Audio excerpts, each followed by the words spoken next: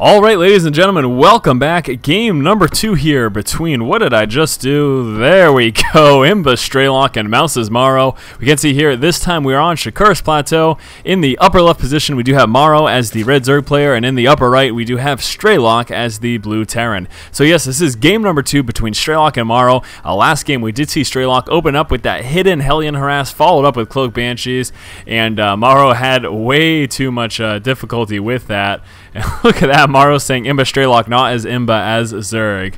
Oh boy, that's too funny, too funny. So yes, game number 2 between these two players.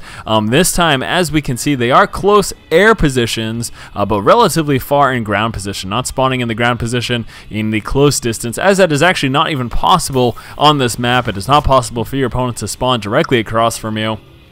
But I would hope that by now, a lot of you who have been following StarCraft with any sort of regularity would be already aware of that. Strelok dropping that first depot at the front of his base, and let's actually take a look at what he decides to do. Will he be doing that same hidden type tactic? Yes, it looks like he may in fact be doing it. Again, last game we saw Strelok put down just supply depots at the front of his base, and what this did is it made it so that MorroW cannot actually scout out the production buildings and the attachments on those, and that allowed Strelok to move out with those early game reactored Hellions without MorroW being aware or defending properly against it. One thing that I do definitely think MorroW should have done that game, though, is given the fact that he saw that supply depot wall off and that he was unable to scout the tech, I think he should have at least come out with one spine crawler. I certainly think that would have helped him deal with that harassment that much easier, and he may have had that second queen early enough for when that first Banshee pushed out to deal with that initial Banshee harassment. The other thing, too, is that he didn't have his lair coming or an evolution chamber, and that just hurt him way too much, and I guess that just goes to show you, if the tech is hidden for your Terran opponent, then make sure that you are prepared for that early aggression or that fast Cloak Banshees, which again is exactly what Strelok did. Now we can see Strelok will in fact be opening up this game with some quick Reapers, and that is actually a great thing. The fact that he doesn't have this wall off is not a problem, because with fast Reapers you can quite easily handle any early Zerglings. Back over here, Strelok appears to be doing a little bit quicker expansion than he did last game. Last game we saw Pool Extractor expand. This time we saw a quick expansion into Pool, and actually still delayed on that Extractor. I would expect that to come down sometime soon, but let's see what he decides to do. And look at this, actually, bunker placement going down over here. Strelok trying to get that bunker up for when that first Reaper comes out. We can see a second SCV is on the way, a third SCV moving down here as well, first attacking that drone, and hopefully he heads on across the map. The Reaper making its way on through, and MorroW needs to pull down with some workers. He needs to kill that off. He does not want that bunker to complete, but not moving down with the drones, and actually Strelok will be allowed to get up this bunker. MorroW, my friend, what are you doing? Killing off this bunker is kind of cardinal rule number 1 in dealing with any type of this harassment. You need that bunker to be destroyed. You can't allow that to get up. This Reaper will be allowed to do a lot of damage because of that, and there you go, retreating to the safety of the bunker. The fact that the Reaper is very low on health does not matter with this bunker placement here. We do have that spine crawler coming up, and he may actually try connecting the creep and then moving that spine crawler down, but look at this second Reaper coming on through. We've got a third Reaper in production and a quick expansion drone moving out throughout the base, scouting this out, but right now MorroW is just too busy dealing with this harassment, and this is no good at all. Trying to transfer down the spine crawler, and that thing will get destroyed before it even gets up and roots, and moving down with the queens, and then we'll be moving to try to get a full surround, but watch what's going to happen. I'm going to expect these Reapers to pull out and just try to move into the second bunker that Strelok has pushed up, and here we go. No, not microing away those Reapers, unfortunately. He definitely could have taken advantage of the fact that that second bunker is up, but looks like it will be salvaged, and we do have another Reaper. What will he be doing? Just kind of dancing around the map, and he's in fact heading back home. Now here we go, factory being placed down, second refinery up as well, and as we saw earlier, there is that command center expansion. Now, has MorroW spotted it? Yes, he has. MorroW knows precisely what is going on right now. Reaper moving in to finish off that drone, but wow, lots of damage dealt early game to MorroW.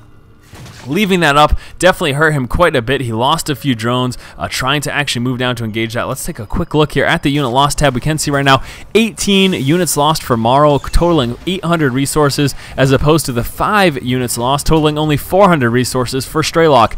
So clearly Strelok, that early aggression did pay off for him. We do have 2 factories and a starport, so it looks like a mech heavy play coming out. The starport will be used maybe for an early game Viking, and then possibly transitioning into medevacs as well. That's what I called last game, but that actually didn't end up happening. Now here we go, some secondary Reaper harass moving out right now. We do not have a spine crawler in the main base, and we may actually be seeing a few drone kills here. There is one going down, second one trying to be targeted. Does it get taken out? No, it does not. And the Queen moving down to actually engage that Reaper, plus those Zerglings not having the metabolic boost, and the metabolic boost is not even being researched. MorroW, that is a big problem. We've got no extractors. Metabolic boost is nowhere near completion, and not having those speedlings will be a huge issue, especially, oh man, especially given the fact that we have got Infernal Pre-Igniter Hellions making their way on through. There is the medevac, so we will be seeing a drop. Hopefully, I would really like to see that Viking. I love opening Vikings early game. Maybe medevac first is fine, but following that up with Viking will be great for Overlord sniping. Even though it is just that one Overlord, he could possibly snipe off this one and this one as well. Finally getting some extractors placed for MorroW. The fact that he did not have those up and that he's so far behind in layer tech and metabolic boost tech, all of those things, it's going to really hurt him. I'm going to say this will be a big problem. Now Strelok moving out with these first 2 Hellions, roasting off some Zerglings. At the same time, here comes that drop. The Infernal Pre-Igniter just about finished. There is that Viking follow-up, as I was hoping for from Strelok, but this, again, is a problem for MorroW. How will he handle this? So here we go, mopping up the center of the map with these 2 Hellions, and at the same time dropping right in the main, and here comes the damage. Hellions moving right into the drone line, roasting, devastating right now, and the Infernal Pre-Igniter, the blue flame, just finishing. Strelok will have no problem with these unupgraded Zerglings. These drones are looking to be in a lot of trouble. Queen doing what he can to engage. The Queen is more than enough to handle these Hellions, but not before devastating amounts of damage are dealt. MorroW losing so much right now. Units lost tab, look at that, completely one-sided. MorroW is so far behind. Strelok coming out with his expansion. He has got idle workers, but it does not matter because he is doing so much damage right now. It is certainly paying off for him. Losing a couple Hellions there, moving down with a few more with this medevac and roasting some more drones. And look at that. Without those speedlings, you're not able to get surround on those Hellions, and you can see, especially with that Infernal Pre-Igniter, how much damage they were able to do. Moving down here with a couple of these Hellions, and this is a big problem right now. Pretty unreal, I would have to say. MorroW just completely a huge guffaw there, if you will. Not having that Vespian early enough really put him behind, and that certainly hurt, as we saw. Big problems there for him. Back over here inside of Strelok's base, we can see a few more factories coming out, not making use of that starport or barracks right now. Just will be relying on that factory tech, going with the going with this mech heavy playstyle, and this is just unreal. MorroW is getting just smashed right now into the ground, and this this is a big problem. Trying to move down with these drones, and actually needs to be very careful because cannot get those lined up. A nice split, but again, just these Queens to actually deal with this. And you know what? Once his follow-up push does come from Strelok, I do not expect MorroW to be able to defend it at all. He is so far behind, still not even getting rid of these Hellions. Hellions still dancing around the map. Let's take a quick look at the unit tab. Only 15 drones right now for MorroW and nothing else. Just a few Queens, 15 drones, and still losing drones continuously.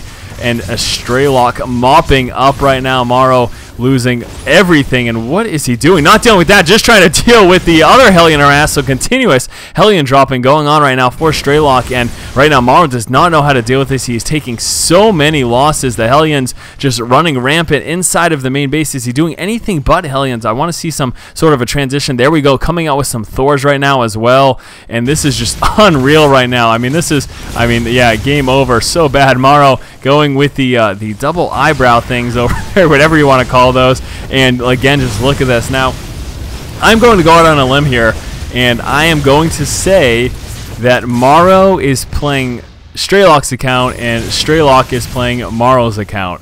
That could not be accurate, but I think based on the glimpse of the chatter that I got early game, that may be the case. If it is not, then MorroW just completely dropped the ball in this game, because this is Yeah, this was just way too much. Having a little bit of chat right now, but as you can see, obviously MorroW has lost the game at this point. Just that Hellion harass was way too much for him to deal with, and I usually expect more from MorroW, so hopefully that's not the case, and hopefully it is actually him not playing.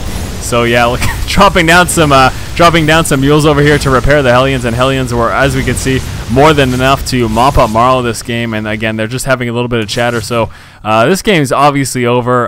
Yeah, I don't know what to say about that. There's really not much else. No need to really continue to follow this.